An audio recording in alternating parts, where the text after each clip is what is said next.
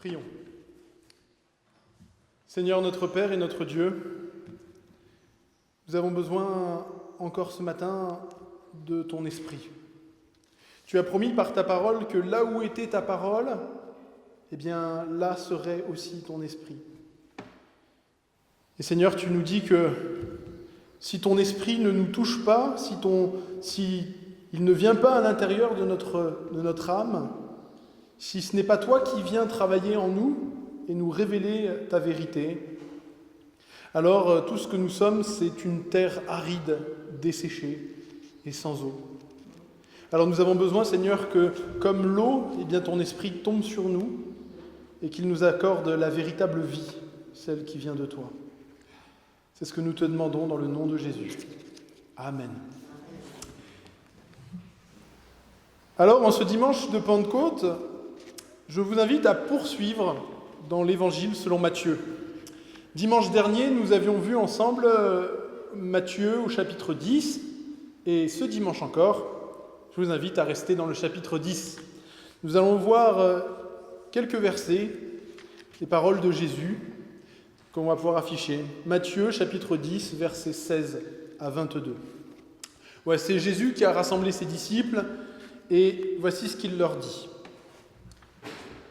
« Voici, je vous envoie comme des brebis au milieu des loups. Soyez donc prudents, comme les serpents, et purs, comme les colombes. Méfiez-vous des hommes, car ils vous livreront aux tribunaux, ils vous fouetteront dans leurs synagogues, ou autre traduction, dans leurs assemblées. À cause de moi, vous serez conduits devant des gouverneurs et devant des rois pour leur apporter votre témoignage, à eux et aux non-juifs ou aux nations. Mais quand on vous fera arrêter, ne vous inquiétez ni de la manière dont vous parlerez, ni de ce que vous direz. En effet, ce que vous aurez à dire vous sera donné au moment même. Ce n'est pas vous qui parlerez, c'est l'Esprit de votre Père qui parlera en vous. Le frère livrera son frère à la mort et le père son enfant.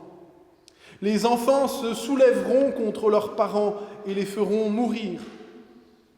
Vous serez détestés de tous à cause de mon nom. Mais celui qui persévérera jusqu'à la fin sera sauvé. » Voilà, jusqu'à là, la lecture de la parole de Dieu.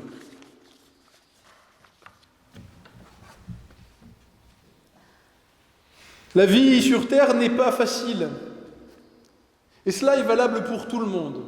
C'est valable qu'on soit croyant ou qu'on ne soit pas croyant. Qu'on soit chrétien ou qu'on ne soit pas chrétien, on est tous à supporter toutes sortes d'épreuves ou de souffrances. Et plus on vieillit, souvent plus on en a. Mais Jésus rassemble ses disciples pour leur confier que s'ils le suivent, s'ils sont ses disciples, s'ils sont chrétiens, ils connaîtront, en plus des soucis et des problèmes qu'ont les autres, un lot de soucis et de malheurs supérieurs à cause de lui. Être chrétien en ce monde, nous dit Jésus, n'est pas sans danger. On aurait pu croire que parce qu'on est chrétien, que parce qu'on connaît Dieu, eh bien le Seigneur nous épargnerait les problèmes. Mais remarquons que ce n'est pas ce que Jésus nous dit. Il dit « Ils vous livreront aux tribunaux, ils vous fouetteront dans les assemblées. » Jésus nous donne ici un avant-goût par le menu des souffrances ou des risques qui accompagnent la vie chrétienne.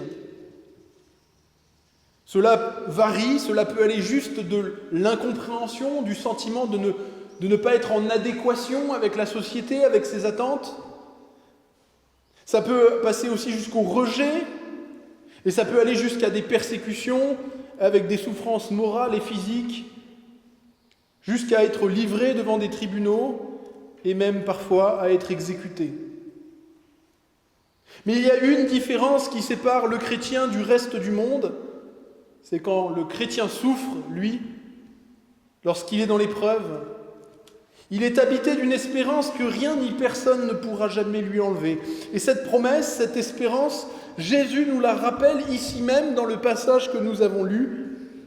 Celui qui persévérera, c'est-à-dire celui qui s'accrochera à la foi jusqu'à la fin, celui-là sera sauvé. Quelle espérance merveilleuse! Et pourtant, dans ce passage, Jésus nous dit qu'il y a une autre raison de prendre courage. C'est ce qu'il dit ici. Prenez courage, dit Jésus, car même au milieu des souffrances et des persécutions, vous ne serez pas seuls. Car quand il faudra témoigner devant le monde, qui parlera? Ce sera l'Esprit de votre Père qui parlera en vous. L'Esprit de votre Père parlera en vous. Autrement dit, l'Esprit de Dieu qui est en vous viendra à votre secours. Dans ces moments difficiles, n'ayez pas peur, nous dit Jésus. Ne réfléchissez pas 3000 ans en vous torturant l'esprit sur comment ça va se passer, qu'est-ce qu'il va falloir dire, comment je vais me comporter. C'est sur le moment que le Saint-Esprit vous accordera un courage et une sagesse surnaturelle, totalement imprévue. C'est quelque chose d'extraordinaire, mais la parole de Dieu nous dit que lorsque nous croyons en Jésus, lorsque nous plaçons notre confiance dans le Dieu véritable qui a envoyé le Christ pour nous sauver, que nous recevons tout cela avec de la foi, eh bien, nous naissons de nouveau. Nous recevons à ce moment-là, nous sommes baptisés du Saint-Esprit, le Saint-Esprit entre en nous, nous devenons habités par l'Esprit de Dieu. Alors la Bible donne différents noms à l'Esprit. Il est appelé Esprit Saint, parfois Esprit de Dieu, il est appelé même de façon interchangeable Esprit du Père, Esprit du Fils, Esprit de Christ. Mais c'est le même et seul Esprit. Jésus avait annoncé déjà la Pentecôte et ce que nous vivons lorsqu'il avait dit « Si quelqu'un m'aime, dit Jésus, il gardera ma parole. Mon Père l'aimera et nous viendrons à lui et nous habiterons en lui. » Et c'est pourquoi l'Écriture nous révèle ce mystère extraordinaire que le corps du croyant est comme le temple de Dieu. Dans l'Ancien Testament, il y avait un temple à Jérusalem. Le temple était l'endroit où la présence de Dieu touchait le monde matériel. Un temple, c'est un endroit où il y a une connexion, vous voyez, entre le Créateur et la créature. Et voilà, nous dit la Bible, c'est l'apôtre Paul, 1 Corinthiens chapitre 6, « Ne savez-vous pas que vous êtes le temple du Saint-Esprit ? Ne savez-vous pas que votre corps est le temple du Saint-Esprit qui est en vous et que vous avez reçu de Dieu et que vous ne vous appartenez plus à vous-même » Il dit encore en Galates chapitre 4, « Vous êtes les enfants de Dieu, car Dieu a envoyé dans nos cœurs l'Esprit de son Fils, lequel crie « Abba, Père ». Et là, peut-être vous vous dites, « Mais moi, je ne ressens rien. Je ne sais pas si je suis habité par l'Esprit de Dieu. » Vous vous en doutez ? Vous doutez peut-être, vous dites, mais mon courage est faible, ma foi est toujours prête à vaciller dans les épreuves. J'ai des combats, des luttes encore à mener contre le péché. Il y a des tentations auxquelles il m'arrive de chuter. Je vois bien en toute réalité que mon amour pour Dieu, mon amour pour les gens autour de moi, c'est un amour petit. Et dans les épreuves, il m'arrive si facilement de douter même que je sois réellement un enfant de Dieu. Et pourtant, les Écritures nous disent que si vous êtes même dans cet été-là, si vous croyez en Christ, si vous cherchez à le suivre, si vous avez vraiment conscience que vous êtes pécheur et que seul le pardon de Dieu peut vous sauver, et que ce pardon, il l'a offert une fois pour toutes en Christ pour la vie éternelle, si cela vous acceptez, Alors je vous l'affirme avec certitude, Dieu est présent en vous. Et vous êtes son enfant. Et au fond de vous, malgré vos doutes, malgré tout ce qui vient s'ajouter et peser dessus, il y a en vous cette chose que vous savez, l'Esprit est en vous et vous êtes enfant de Dieu. Et si vous doutez que vous êtes enfant de Dieu et que l'Esprit est en vous, avez-vous la certitude que vous n'êtes pas enfant de Dieu ? Dans quel sens préférez-vous douter ?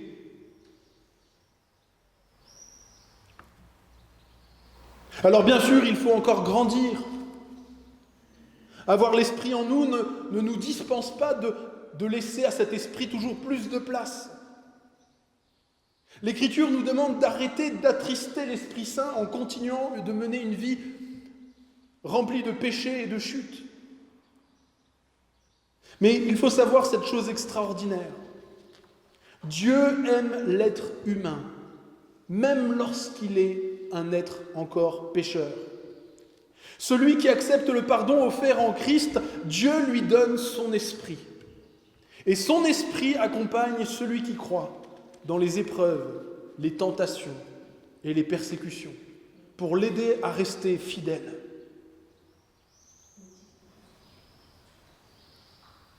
Le Saint-Esprit ne se ressent pas. Je n'ai pas de moyen de le peser, je n'ai pas de moyen de le regarder, je n'ai pas de moyen de le vérifier en sondant continuellement mes émotions.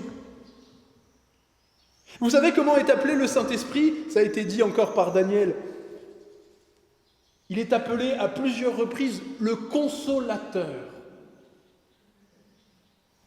Autrement dit, la plupart du temps, quand les choses vont bien, quand ma vie est confortable, est-ce que je me rends compte que j'ai un consolateur à mes côtés quand je n'ai pas besoin d'être consolé ? Non. Quand tout va bien, l'Esprit agit dans ma vie, il est là, il est présent, il œuvre, mais discrètement, sans jamais passer sur le radar ou rarement. C'est justement dans les épreuves, dans les moments d'intense souffrance ou d'opposition, que le Saint-Esprit se révèle encore plus à l'intérieur de nous pour faire sentir sa présence. C'est paradoxalement quand Dieu nous semble absent parce qu'on a l'impression que notre vie est une catastrophe, que les oppositions et les problèmes nous surviennent en cascade, qu'on se demande si Dieu nous a abandonnés, c'est à ce moment-là que le Saint-Esprit révèle de façon merveilleuse toute sa présence et sa consolation. Et parfois même, disons-le, de façon franchement miraculeuse, allant jusqu'à étonner les non-croyants. 600 ans avant la venue du Christ, le prophète Joël avait reçu une prophétie à propos de la Pentecôte, de ce moment où Dieu a fait tomber son esprit sur des foules de gens. Joël avait prophétisé ceci. « Voici, dit le Seigneur, je répandrai mon esprit sur toute chair, sur toutes sortes de gens. Vos fils et vos filles prophétiseront, vos vieillards auront des songes, vos jeunes gens auront des visions. Et même sur les serviteurs et les servantes, dans ces jours-là, je répandrai mon esprit. » Et vous vous dites peut-être, mais moi je n'ai pas de vision, je n'ai pas de songe, je ne fais pas des miracles, je ne suis pas un prophète. Mais savez-vous que tout chrétien est appelé d'une certaine façon à être un prophète ? Moïse avait fait cette prière à Dieu il y a 2000 ans, il y a même plus que ça, il y a 3500 ans. Moïse avait fait à Dieu cette prière, il avait dit « Puisse tout le peuple de l'Éternel être composé de prophètes, et veuille l'Éternel mettre son esprit sur eux. » Et je vous affirme, moi c'est un des privilèges que j'ai de pouvoir visiter les gens lorsqu'ils traversent des difficultés, lorsqu'ils sont dans des périodes après les divorces, dans les périodes de cancer, dans les maladies, parfois au bord de la mort. J'ai souvent le privilège d'être le témoin du témoignage de croyants anonymes, des mamies sur leur lit de mort qui, malgré la souffrance, expriment toute leur louange, toute leur reconnaissance à Dieu, qui remercient, qui bénit les proches, qui bénit les médecins, qui bénit les infirmières. Et je vous l'affirme, ce n'est pas seulement elle qui parle. C'est l'Esprit de Dieu à l'intérieur d'elle qui témoigne à travers elle. Il y a tellement de chrétiens qui, lorsqu'ils se retrouvent dans des situations dramatiques avec des cancers très sérieux ou des maladies très sérieuses, en sont à réconforter les médecins. Ça, c'est extraordinaire. J'entendais un ami pasteur là, qui donnait ce témoignage. Il disait, à un moment, le médecin s'est mis à pleurer tellement il était désolé de lui annoncer la nouvelle. Il lui a dit, médecin, attendez, le patient c'est moi, c'est pas vous. Donc vous, tout va bien. Et moi, je n'ai pas peur, je connais le Seigneur. Rien ne m'arrivera sans que ça ne soit voulu par le Seigneur. Tant de situations, dans des situations difficiles, dans lesquelles des gens qui ne semblaient pas manifester particulièrement de piété ou de choses extraordinaires, d'un coup, témoignent avec une puissance renouvelée. Parce que c'est l'Esprit de Dieu qui témoigne et qui parle.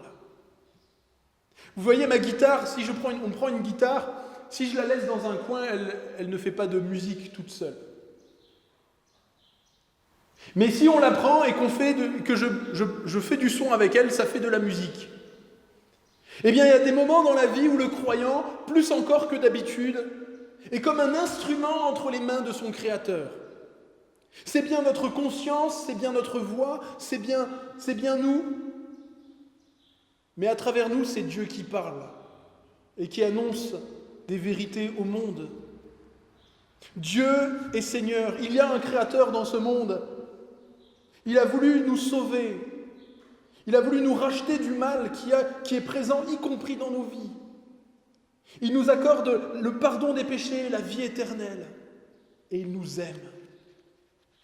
Je vais vous donner un exemple que j'ai lu dernièrement et qui correspond exactement à ce que Jésus nous parle dans ce passage. Bien sûr, ce que Jésus a dit, ça s'applique aussi pour les moments difficiles, tous les moments difficiles de nos vies. Mais ici, en particulier par rapport aux persécutions. Il se trouve que dans le livre d'un ancien communiste qui s'appelle Alexandre Solzhenitsyn, qu'il a écrit pour raconter la terreur à l'époque du dictateur Staline, il raconte dans son livre le parcours de différentes personnes qu'il a côtoyées ou de témoignages qu'il a lui-même entendus ou vus. Il raconte notamment qu'à cette époque, toutes sortes de gens étaient mis en prison, arrêtés, déportés ou exécutés pour des raisons totalement fantaisistes, pour peu qu'ils appartenaient à des minorités ou des populations qui étaient considérées comme potentiellement contre-révolutionnaires. Et il raconte notamment qu'il y avait une jeune fille qui s'appelait Vera Korneyeva. C'était une jeune chrétienne évangélique russe. Un jour, elle a été arrêtée et interrogée par la police politique pour l'envoyer au goulag. Voici ce qu'il écrit. Vera fut emmenée dans un grand bureau. Elle se trouva devant une demi-douzaine de fonctionnaires du NKVD, la pire police politique de cette époque, responsable d'1 million d'exécutions par balle, 1 million d'exécutions par balle, 13 millions de morts en déportation. Donc c'était pas des rigolos. Au bout d'un moment, alors qu'ils interrogeaient, Vera Korneyeva, fille d'écurie sans éducation, se mit à parler. Elle leur fit un véritable sermon et étonnamment, ces fonctionnaires se mirent à l'écouter. Ils se mirent à l'écouter en retenant leur souffle et se mettaient à lui poser des questions de temps en temps, mais pour l'inviter à poursuivre sans s'arrêter.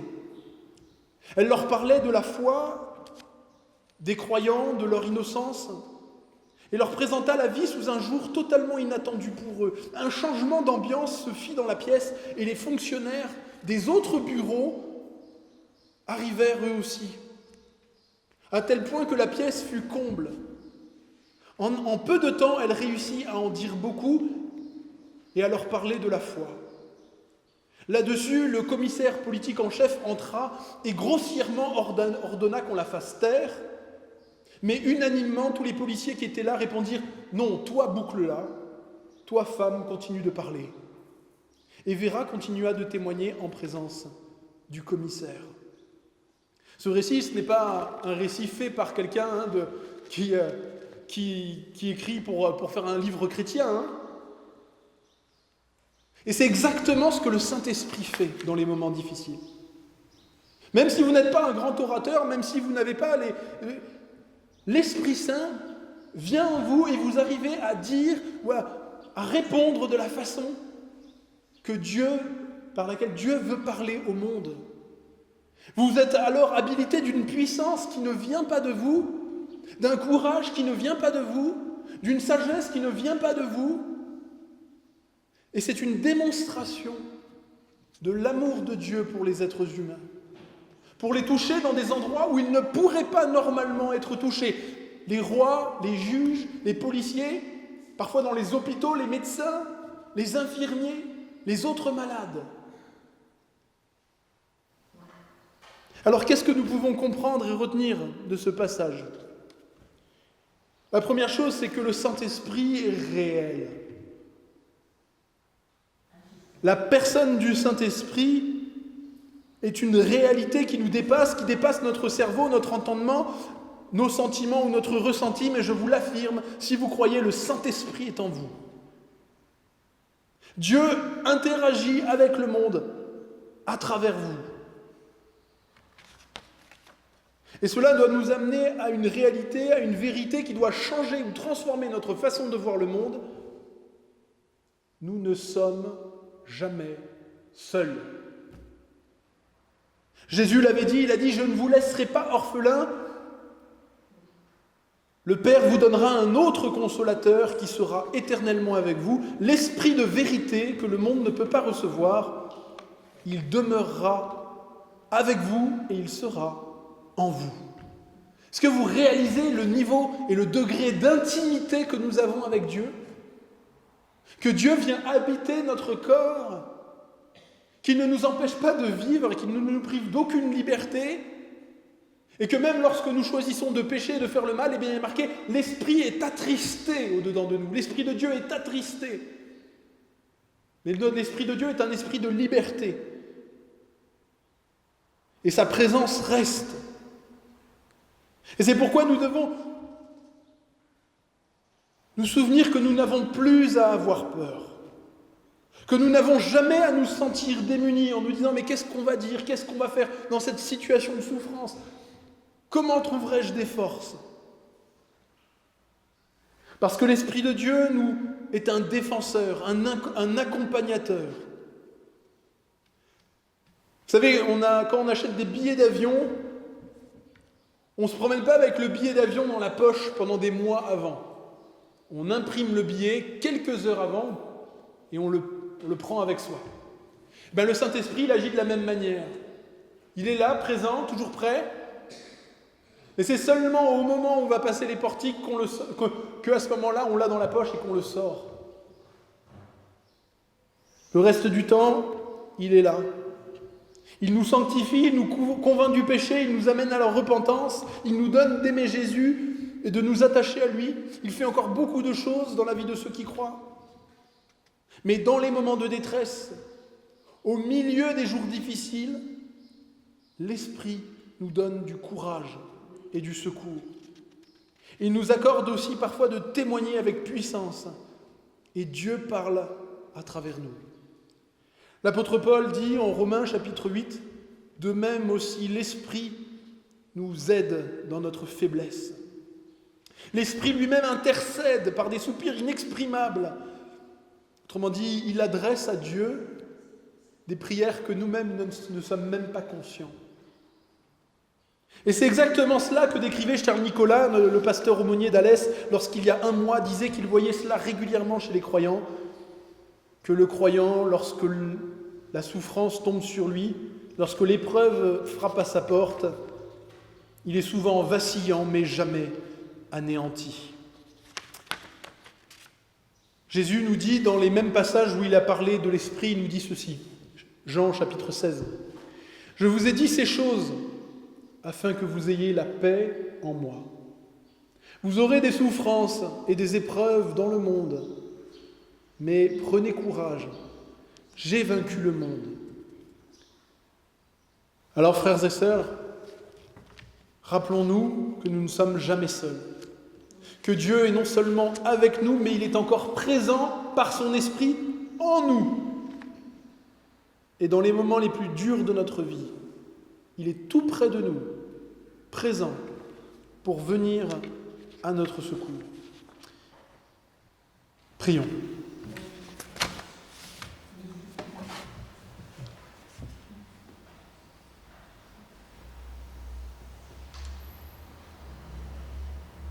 Seigneur, nous te remercions de ce privilège extraordinaire que tu nous as donné, d'être habité non pas par un esprit d'impureté, non pas par un esprit mauvais, non par des esprits d'esclavage, mais par un esprit tout-puissant, un esprit saint, un esprit de liberté, un esprit de vérité, esprit du Père et du Fils. Nous te remercions, Seigneur, de ce que ton œuvre se fait souvent dans la discrétion, mais pourtant elle se fait. Nous te remercions des libérations, des délivrances, des miracles aussi que tu fais au milieu de nous et dans nos vies.